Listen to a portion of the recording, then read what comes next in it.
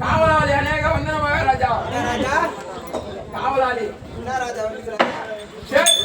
நாட்டை ஆளக்கூடிய சிசுபால மகாராஜாவுக்கு காவலாளி அநேக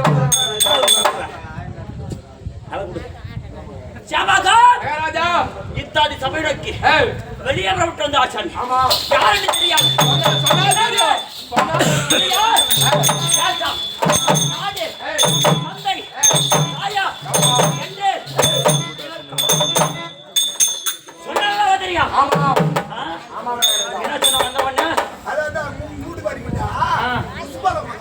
அதான் சொல்றேன்